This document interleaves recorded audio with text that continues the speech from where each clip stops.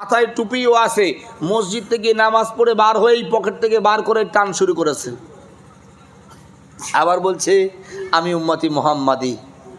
আপনি জানেন আপনি কি উম্মতি মুহাম্মাদি কে? আপনার জানা আছে? উম্মতি মুহাম্মাদির পরিচয় কি আপনার জানা আছে? ময়দানে মাহশরে যারা উম্মতি মুহাম্মাদি হবে তাদের চেহারা কেমন হবে আপনার জানা আছে?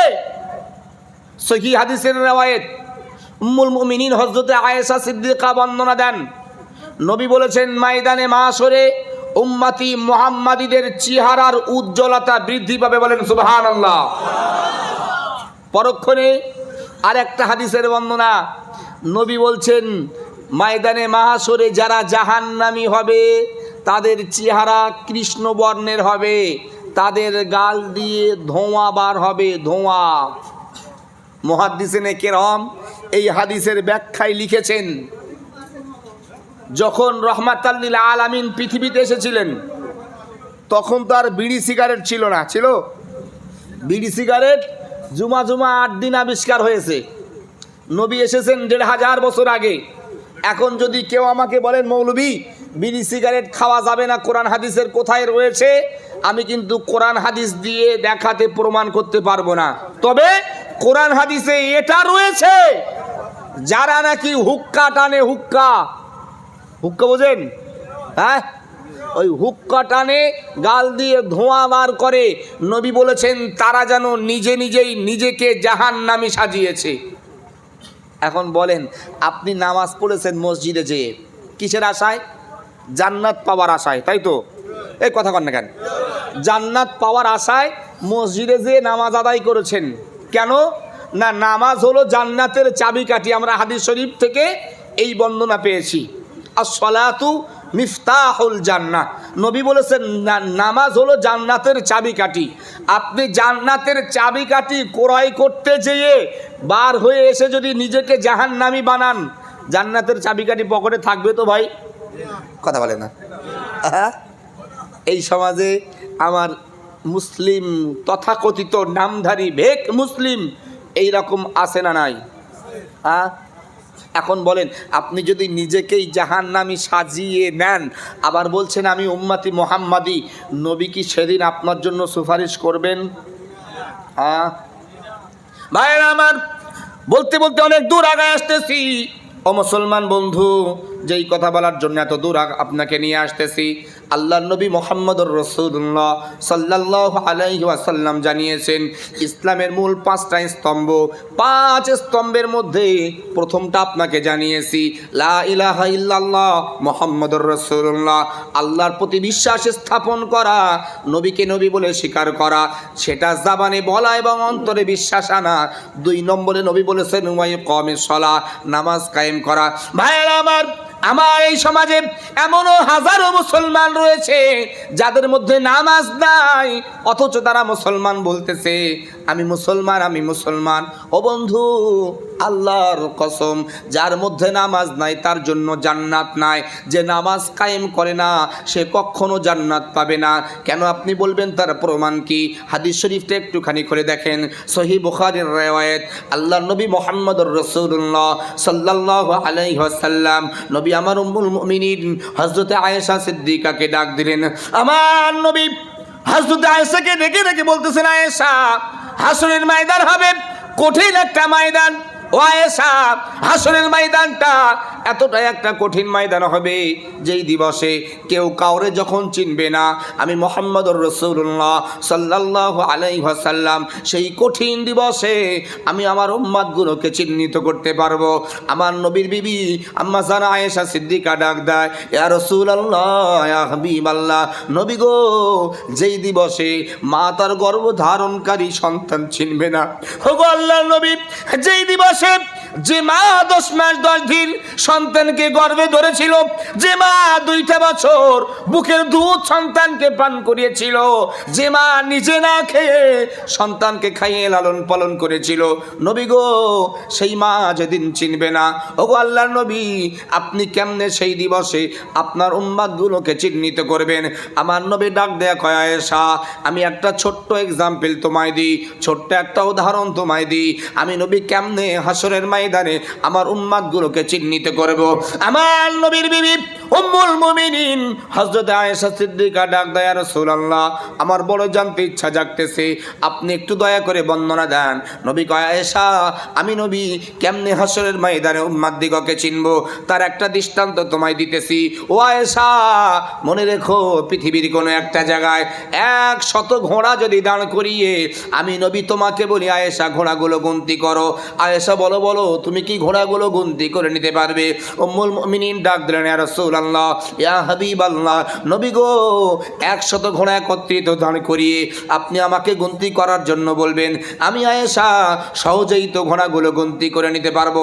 আমার নবী রাহমাতাল লিল আলামিন, দয়ার নবী আমার আয়েশাকে ডাক দিলেন, আয়েশা, ওই 100 ঘোড়ার মধ্যে 99টা ঘোড়া যদি লাল হয় আর একটা ঘোড়া যদি সাদা হয়, আয়েশা বলো বলো, তুমি কি দূর থেকে সাদা ঘোড়াটাকে চিহ্নিত করতে পারবে?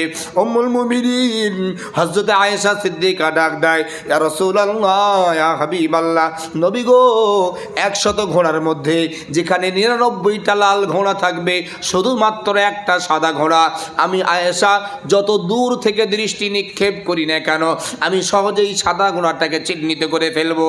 আমার নবীর ডাক দেখায়, আয়েশা, যেমনিভাবে পৃথিবীর জমিনে লাল ঘোড়ার মাঝে সাদা ঘোড়া চিনতে তোমার কোনো অসুবিধা হয় না, আমি মুহাম্মদুর রাসূলুল্লাহ সাল্লাল্লাহু আলাইহি ওয়াসাল্লাম হাসরের ময়দানে কোটি কোটি মানুষের মধ্যে আমার উম্মত চিনতেও তদ্রূপ অসুবিধা হবে না।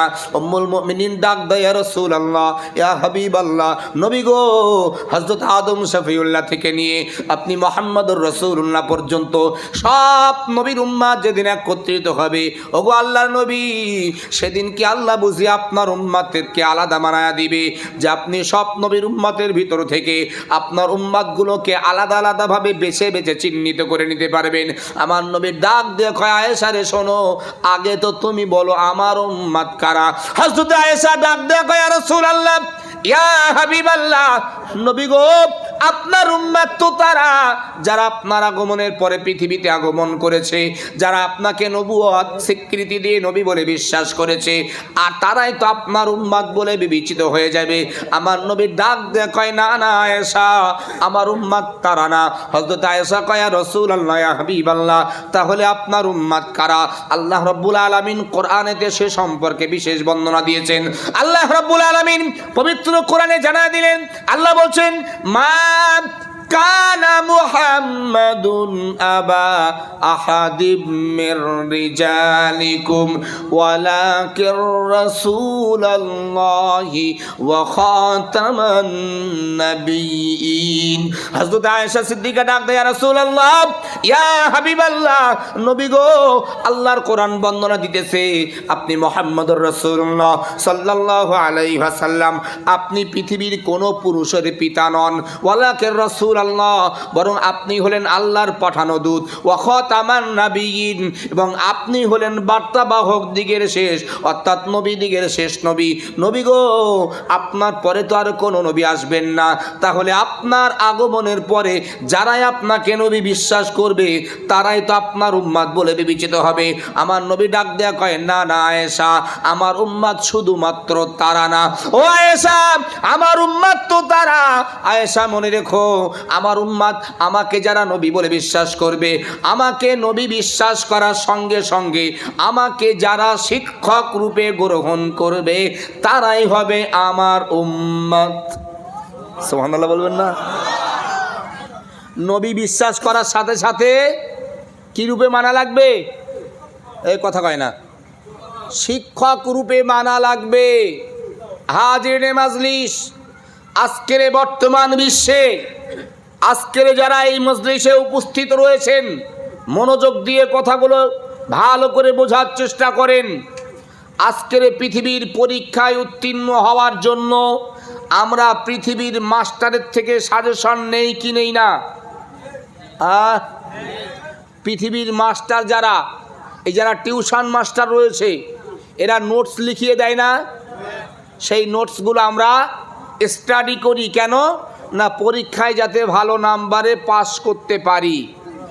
আপনার নবী, আপনার টিচার, আপনার রব আপনার থেকে হাসরের ময়দানে পরীক্ষা নেবেন। আপনার টিচার আপনার জন্য সাজেশন দিয়েছেন, আপনি যদি সেই সাজেশনগুলোকে বুড়ো আঙুল দেখান, পরীক্ষায় পাশ করতে পারবেন? বলবেন মৌলভী এখন ডিজিটাল ইন্ডিয়ায় পাশ করতে পড়া লাগে না, পড়াশুনো না করেও পাশ করা সম্ভব। হয় কি হয় না? হ্যাঁ, আপনাদের আসামে হয় কি জানি না, আমাদের বেঙ্গলে পরীক্ষা না দিয়েও পাশ করা যায়। কথা বুঝতেছেন না? পরীক্ষা না দিয়েও পাশ করা যায়। আপনারা নিউজ দেখেছেন, আমাদের বেঙ্গলে 2012 সনে প্রাইমারি পদে শিক্ষক নিয়োগ দেওয়া হয়েছিল কম বেশি 42,000 প্রাইমারি টিচার। 42,000 প্রাইমারি টিচার নিয়োগ দিয়েছিলেন বেঙ্গলের মহামান্য সরকার বাহাদুর। পরে তদন্ত করে 2022 সনে এসে দেখা যাচ্ছে ওই 42,000-এর মধ্যে 22,000 ভুয়া। কথা বুঝতেছেন না? 22,000, কেউ দিয়েছে 10 লাখ, কেউ দিয়েছে 12 লাখ, কেউ দিয়েছে 15 লাখ। পরীক্ষায় বসেনি, তার মার্কশিটের নাম্বার এসেছে 52, 53, 55, বিনিময়ে দেওয়া লেগেছে 10 লাখ, 12 লাখ, 14 লাখ। এখন অনেকেই ভাবতেছেন মৌলভী আপনি বলতেছেন পরীক্ষায় পাস করতে পৃথিবীতে যা কামাই করেছি মরে যাওয়ার পরে ছেলেরে বলবে এই 20 লাখ টাকা কাফনের ভিতরে দিস, ফেরেশতারা যেদিন ধরবে আল্লাহর সম্মুখে 20 লাখ ফেরেশতারা দিয়ে বলবে আমারে পাস করিয়ে দে, সুযোগ হবে? কথা কয় না? হ্যাঁ। সম্মানিত হাজরিন, আল্লাহর নবী মুহাম্মদুর রাসূলুল্লাহ সাল্লাল্লাহু আলাইহি ওয়াসাল্লাম নবী আমার আয়েশাকে ডেকে ডেকে বলতেছেন, আয়েশা আগে তো শোনো আমার উম্মত কারা। ও আয়েশা শোনো, আমার উম্মত যারা আমাকে নবী মানবে, আমাকে নবী মানার সঙ্গে সঙ্গে আমাকে টিচার রূপে গ্রহণ করবে। ও আয়েশা মনে রেখো, আমার উম্মতেরা আল্লাহর পরীক্ষায় উত্তীর্ণ হওয়ার জন্য মরণের পর আল্লাহর পরীক্ষায় হাসরের ময়দানে পাশ করার জন্য তারা আমার সাজেশনটাকে আঁকড়ে ধরবে, আমার সাজেশনগুলোকে স্টাডি করবে, আমার সাজেশনটাকে তারা মান্যতা দেবে। আমার নবী সেই জন্য হাদিসের মধ্যে জানিয়েছেন, ক্বালান নবী সাল্লাল্লাহু আলাইহি ওয়াসাল্লাম বাইনাল আবদি ওয়া বাইনাল কুফরি তারকুস সালাহ। নবী বলেছেন, আয়েশা আমার উম্মত যারা হবে তারা আমার এই সাজেশনটাকে আঁকড়ে তারা প্রাথমিক পর্যায়ে ঈমানদার হতে চাইবে, আল্লাহর পরীক্ষায় উত্তীর্ণ হওয়ার জন্য, ঈমানদার হওয়ার জন্য এট ফার্স্ট তারা 5 ওয়াক্ত নামাজ কায়েম করবে। ও আয়েশা মনে রেখো, আমার যেই উম্মত নামাজ কায়েম করবে, আমার উম্মত নামাজ কায়েমের পূর্বে কোরআনের বিধানটাকেও মেনে নেবে। আল্লাহ রাব্বুল আলামিন পবিত্র কোরআনে সে সম্পর্কে আয়াত নাজিল করলেন। আল্লাহ বলছেন, ইয়া আইয়ুহাল্লাযীনা আমানু ইযা কুনতুম ইলাস সালাহ। আল্লাহ রাব্বুল আলামিন तमाम পৃথিবীর ঈমানদারগুলোকে ডাক দিয়েছেন, ও ঈমানওয়ালা, ও বিশ্বাসী বান্দা বান্দি, আমি তোমাদের রব তোমাদের জন্য বলছি, ইযা কুনতুম ইলাস সালাহ, যখন তোমরা নামাজের জন্য দাঁড়িয়ে যাবে, যখন তোমরা নামাজের জন্য প্রস্তুতি নেবে, যখন তোমরা নামাজের জন্য তৈরি হবে, ফাগসিলু উজুহাকুম, তোমরা তোমাদের মুখমণ্ডল ধৌত করে নেবে, ও আয়দিয়াকুম ইলাল মারাফিক, দুই হাতের কোণয় পর্যন্ত ধৌত করে নেবে, ওয়ামসাহু বিরুসিকুম, তোমরা তোমাদের মাথা মুছা করে নেবে, ও আরজুলাকুম ইলাল কাবাইন, তোমাদের পা দুখানি তোমরা ধৌত করে নেবে। আমার নবী রাহমাতুল লিল আলামিন হযরত আয়েশাকে ডেকে ডেকে বলতেছেন, আয়েশা আমার উম্মত যারা হবে আমার কথা মতো আমার সাজেশন মেনে নিয়ে ঈমানদার হওয়ার জন্য নামাজ কায়েম করবে। ও আয়েশা এই নামাজ কায়েম করার পূর্বে কোরআনের কথা মতো তাদের শারীরিক অঙ্গ প্রত্যঙ্গ ধৌত করবে, অর্থাৎ ওযু বানাবে। ও আয়েশা মনে রেখো, আমার যে উম্মত নামাজের জন্য ওযু বানাবে, আল্লাহ রাব্বুল আলামিন হাসরের ময়দানে তাদের চেহারায় আল্লাহ নূর দিয়ে উজ্জ্বল বানায়া দিবে। ও আয়েশা, পৃথিবীতে লাল ঘোড়ার মাঝে সাদা ঘোড়া চিনতে যেমন তোমার অসুবিধা হয় না, আমি মুহাম্মদুর রাসূলুল্লাহ সাল্লাল্লাহু আলাইহি ওয়াসাল্লাম কোটি কোটি মানুষের মধ্যে সব নবীর উম্মতের ভিতর থেকে আমার উম্মত চিনতে অসুবিধা হবে না। নবী উম্মত চিনবেন হাসরের ময়দানে কি দেখে? কথা কয় না? চেহারার উজ্জ্বলতা দেখে। ও ভাই, বছরে দুবার রুমাল বেঁধে ফাঁকে মাঠে যে যারা ঠোকে, ওদের চেহারার উজ্জ্বলতা বাড়বে? কথা কয় না। আমি জানি আপনারা আমার উপরে যা রাগ করতেছেন, কিন্তু উপায় নাই, আমাকে বলা লাগবে, আমাকে বলা লাগবেই লাগবে। বছরে দুইবারের পার্টি কে কে রয়েছেন হাত তোলেন তো দেখি। হুজুর, এত মানুষের সামনে এইভাবে লজ্জা দিলে হয়? আল্লাহর কসম ভাই, আমি আপনাকে লজ্জিত করছি না, আমি আপনাকে জাহান্নাম থেকে বাঁচানোর জন্য বলতেছি। যদি আপনি নিজেকে জাহান্নাম থেকে বাঁচাতে চান, এখন লজ্জা নয়, আপনি নিজেকে সংশোধন করেন। আগামী দিন থেকে, এই মুহূর্ত থেকে আর জীবনে কোনোদিন ইচ্ছাকৃত নামাজ ছাড়বেন না।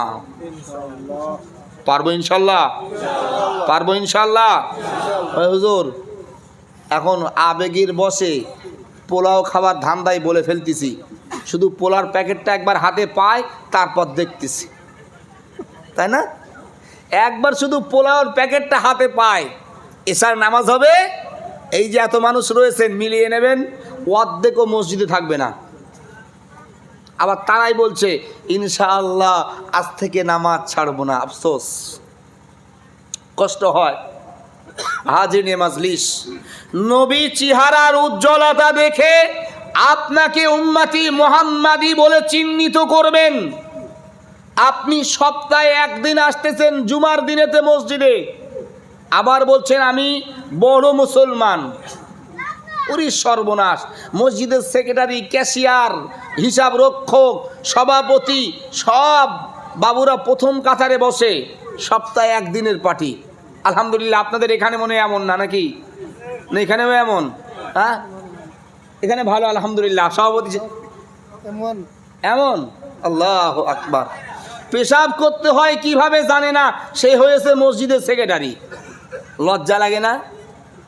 তুমি নিজেকে মসজিদের সেক্রেটারি বলছো, মানুষের কাছে পরিচয় দিতেছো আমি ওই শিলডুবি ঘিলাছড়া রহমানিয়া জামে মসজিদের সম্মানিত সেক্রেটারি। পেশাব করে কুকুরের মতন ঠ্যাং তুলে দিয়ে, ছি ছি ছি, লজ্জা হয় না? লজ্জা হয় না? তুমি মসজিদের খিদমত করতে আসতেছো, তুমি মসজিদের সঙ্গে সম্পর্ক রাখতেছো, অথচ তুমি যে আশরাফুল মখলুকাত মানুষ, এই মানুষের পরিচয়টুকু তুমি দিতে পারতেছো না। আবার তুমি বলছো আমি মসজিদের সেক্রেটারি। আফসোস, আজকের কোন সমাজে আমরা বাস করতেছি? ভাইয়েরা আমার, গভীর মনোযোগ দেন। ও মুসলমান, আপনার পা দোকান বাড়িয়ে দেন। আমি আপনার পা ধরে বলতেছি ভাই, আমি আপনাকে অপমানের জন্য বলতেছি না। আল্লাহর কসম, ময়দানে মাহশরে যেই দিবসে আপনার রব আপনার থেকে বিচার নেবেন, আপনার রবের সম্মুখীন যেদিন আপনাকে হওয়া লাগবে, আপনার রব যেদিন আপনাকে ডেকে ডেকে বলবে বান্দা তোমার সারাটা জিন্দেগিতে তুমি কি করেছো হিসাব দাও। ও বন্ধু, এক চুল পরিমাণ কোনো কিছুই আপনার হেরফের হবে না। আপনি পৃথিবীতে যা কিছু করেছেন সবগুলো আপনাকে আল্লাহর দরবারে হাজির করানো হবে। আল্লাহ রাব্বুল আলামিন সেই জন্য কোরআনে বলেছেন, আল্লাহ বলছেন ওয়াকুল্লু ইনসানিন আলজামনাহু তাইরাহু ফি উনুকি অনুখরিজু লাহু ইয়াওমাল কিয়ামাতি কিতাবাই ইয়ালকাহু মানসুরা। আল্লাহ রাব্বুল আলামিন জানিয়ে দিলেন, বিশ্ববাসী, পৃথিবীর মানুষ, ভালো করে তোমরা স্মরণ রেখো, আমি আল্লাহ রাব্বুল আলামিন তোমাদের কৃতকর্মগুলা যা কিছু তোমরা পৃথিবীতে তৈরি করতেছো। ও মুসলমান, পৃথিবীর পরীক্ষায় টাকার বিনিময়ে পাস করা যায়, পৃথিবীর পরীক্ষায় মাস্টারকে সিগারের প্যাকেট দিলে পাস করা যায়, তবে সব মাস্টার এমন না। পৃথিবীর পরীক্ষায় আপনার পরীক্ষককে যদি ভালো করে খাইয়ে দেন আপনার নাম্বার বেড়ে যায়, কিন্তু না বন্ধু, আল্লাহর পরীক্ষায় এমন কোনো অপশন থাকবে না। আল্লাহ রাব্বুল আলামিন বলছেন, বান্দা বান্দি, তুমি হায়াতে জিন্দেগিতে যা কিছু করতেছো আমি আল্লাহ সবগুলো লিপিবদ্ধ করাচ্ছি।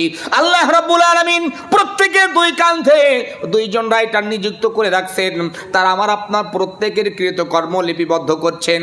ও মুসলমান, আল্লাহ বলছেন, বান্দা বান্দি, তোমাদের কৃতকর্মগুলা আমি আল্লাহ সব লিপিবদ্ধ করিয়ে তোমাদের গলদেশে ঝুলন্ত অবস্থায় রেখে দিয়েছি। অনুখরিজুলাহু ইয়াওমাল কিয়ামা, বান্দা বান্দি মনে রেখো, আমি আল্লাহ রাব্বুল আলামিন তোমাদের কৃতকর্মগুলা, তোমাদের আমলনামা খানা আমি আল্লাহ কিয়ামতের দিবসে বাহির করব।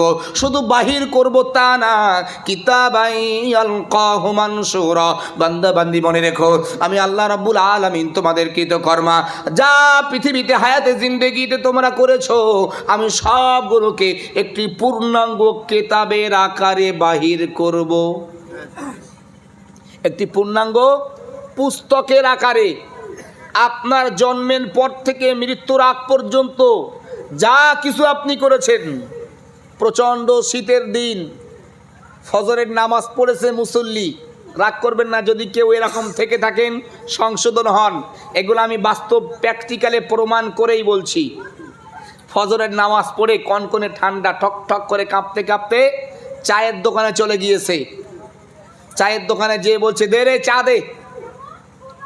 দোকানওয়ালি যথারীতি চা দিয়েছেন।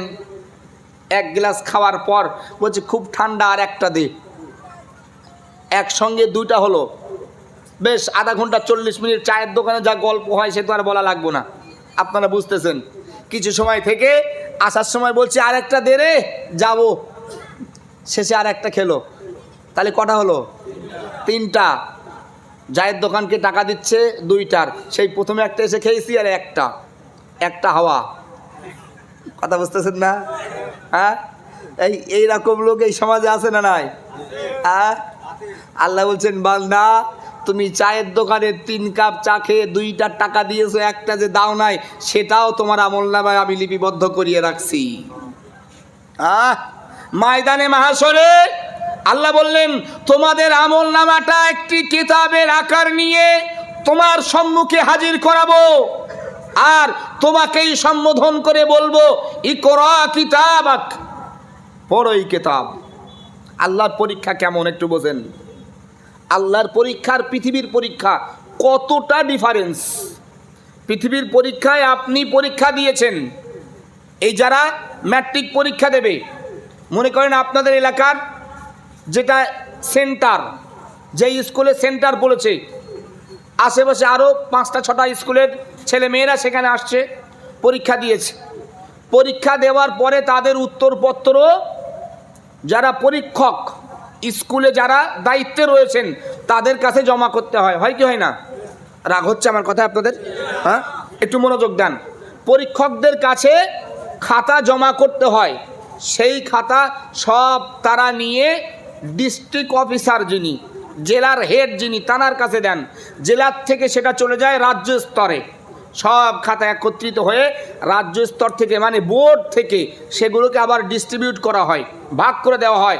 একজন টিচারের কাছে হয়তো 40টা 50টা, এভাবে গোটা আসাম রাজ্য জুড়ে এই খাতাগুলোকে ভাগ করে দেওয়া হচ্ছে, জাস্টিফাই করার জন্য, যাচাই বাছাই করার জন্য। ও ভাই, আর আল্লাহর পরীক্ষাটা কেমন একটু খেয়াল করেন। আপনি পৃথিবীতে পরীক্ষা দিয়েছেন, আপনার খাতা যাচাই বাছাই করার জন্য এ হাত সে হাত, এ হাত সে হাত হয়ে হয়ে গোটা আসাম রাজ্য ঘুরে রেজাল্ট আসতেছে, আপনি কত নাম্বার পেয়েছেন। আল্লাহ বলছেন, বান্দা আমার পরীক্ষায় তৃতীয় কোনো পার্সন থাকবে না। আমার পরীক্ষায় তুমি আর আমি।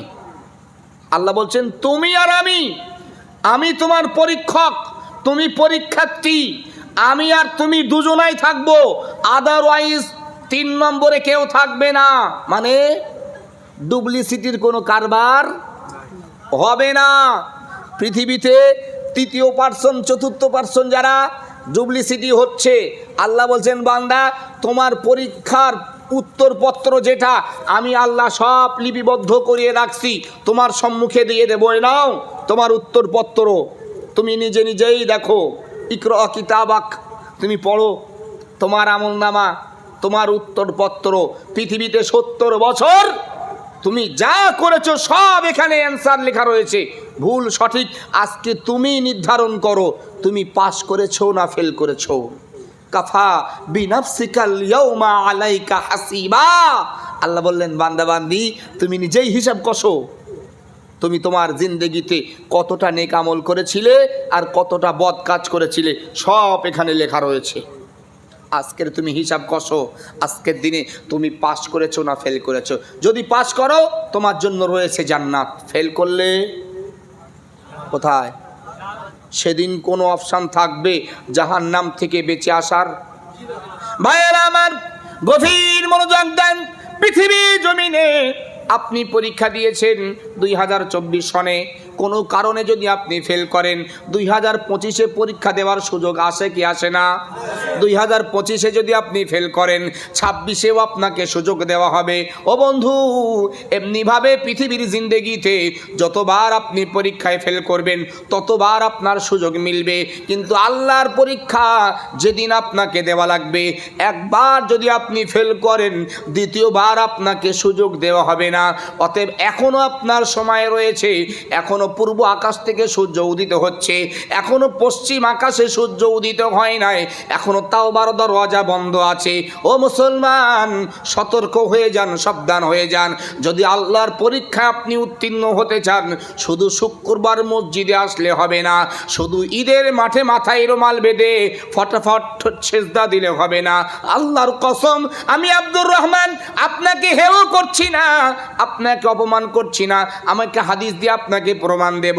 যেই সমস্ত মুসলমানেরা শুধুমাত্র ঈদের নামাজ পড়ে নিজেদেরকে মুসলমান বলে, শুধুমাত্র জুমার নামাজ পড়ে নিজেদেরকে মুসলমান বলে, আমি আব্দুর রহমান বলে রাখছি, নোট করে রাখেন, যারা নিজেদেরকে মুসলিম পরিচয় দেয় আর বলে আমি জুমার নামাজ পড়ি, মুসলমানই সব নীতি কানুন মানতেছি, আমি পাক্কা মুসলমান, না না না না, ওই মানুষটা জাহান্নামী জাহান্নামী জাহান্নামী। নাউজুবিল্লাহ বলতে পারেন না? বলবেন আমি মসজিদের সেক্রেটারি, মসজিদের জন্য এর কাছে তার কাছে চাঁদা তুলে এনেছি, আমি আবার জাহান্নামী? সাবধান, আপনি যে যাই হন না কেন, মসজিদের সেক্রেটারি হন, সভাপতি হন, গ্রামের মাতবার হন, আর যাই হন না কেন, শুধু জুমার নামাজ পড়ে যদি আপনি বলেন আমি ইসলামী কানুন সব মানছি, আপনি জাহান্নামী। বলবেন প্রমাণ? হাদিস খোলেন, ওলামা হযরত রয়েছেন। আমি শুরুতেই বলেছি যদি আমার ভুল হয় আমার সংশোধন করিয়ে দেবেন, কেননা আমি এখনও বাচ্চা, আমি এখনও ছাত্র, আমি এখনও শিক্ষার্থী, ভুল হওয়াটাই স্বাভাবিক। একটু মনোযোগ দেন। রহমাতাল লিল আলামিন হাদিস শরীফের বর্ণনায় আসছে, 1 তারিখে মদিনার বাজার ভ্রমণ করতে গিয়েছেন। খুব ভালো করে মনোযোগ দেন। এই যারা সপ্তাহে একদিন মসজিদে আসে বেড়াতে, এই এদের জন্য এই হাদিস। মদিনার বাজারে গিয়েছেন নবী আমার ঘুরতে, হঠাৎ আসমান থেকে বৃষ্টি শুরু হয়েছে। আজকের বর্তমান মদিনার বাজার যেমন সুন্দর, 1500 বছর আগে মদিনার বাজার এমন ছিল না। শুধুমাত্র খোলা আকাশের নিচেই ব্যবসায়ীরা মাল বিছিয়ে বিক্রি করত। হঠাৎ বৃষ্টি আসাতে ব্যবসায়ীরা তাদের মালগুলো গুটিয়ে নিচ্ছেন। কিছু কিছু ব্যবসায়ী তাদের সব মাল গোটাতে পারেননি, কিছু কিছু মাল ভিজে গিয়েছে। বৃষ্টি বন্ধ, নবী আবার বাজার ঘুরে ঘুরে দেখতেছেন। এমতো সময় আমার নবীর চোখে পড়লো একজন মানুষ, সে তার মালের উপরের ভাগটা নিচের দিকে দিচ্ছে আর নিচের ভাগটা উপরের দিকে দিচ্ছে। বুঝতেছেন? মালের উপরেরগুলো নিচের দিকে দিচ্ছে আর নিচেরগুলো উপরের দিকে। নবী তাকে জিজ্ঞাসা করে, করো কি? সাহাবা কয়, ইয়া রাসূলুল্লাহ, মদিনার বাজারের সব থেকে ছোট ব্যবসায়ী আমি। মনোযোগ দেন। ওগো নবী, মদিনার বাজারের সব থেকে ক্ষুদ্র ব্যবসায়ী আমি। মদিনার বাজারটা খোলা আকাশের নিচে, হঠাৎ বৃষ্টি আসার কারণে আমি আমার মালগুলো গুটিয়ে নিতে পারিনি। নবী গো, আমার মালের উপরি অংশ কিছু ভিজে গিয়েছে, যার কারণে মদিনার বাজারের কোনো ক্রেতা আমার এই ভিজে মাল ক্রয় করছেন না। সেই কারণে আমি ভিজেটা নিচের দিকে দিতেছি আর নিচের শুকনোটা উপরে দিতেছি, যাতে করে আমার মালটা বিক্রয় হয়। কথা বোঝাতে পারলাম? ভাইয়েরা আমার, হাদিস শরীফে সংরক্ষণ লিখিত আল্লাহর নবী মুহাম্মদুর রাসূলুল্লাহ সাল্লাল্লাহু আলাইহি ওয়াসাল্লাম নবী আমার সাহাবাকে সেদিন ডেকে ডেকে বলেছিলেন, ও সাহাবা শোনো, আমি তোমার নবী বলছি, মান গাসানা ফালাইসা মিন্না। ও সাহাবা মনে রেখো, আমি পয়গম্বর মুহাম্মদুর রাসূলুল্লাহ সাল্লাল্লাহু আলাইহি ওয়াসাল্লাম বলছি, যেই মানুষটা ধোঁকা দেয় সে তাৎক্ষণিক আমার উম্মত থেকে খারিজ হয়ে যায়। তুমি যেই কাজটা করতেছো ও সাহাবা, তুমি যে তোমার ভিজে মালটা নিচে দিতেছো আর নিচের শুকনো মালটা উপরে দিতেছো, সাহাবা মনে রেখো, এই যে শুকনোটা উপরে দিয়ে তুমি মানুষকে বোঝাতে চাইছো তোমার মালটা শুকনা, অথচ ভিতরে রয়েছে ভিজা, এই কাজটাই হলো ধোঁকা। অতএব তুমি আমার উম্মাত থেকে খারিজ হয়ে গিয়েছো।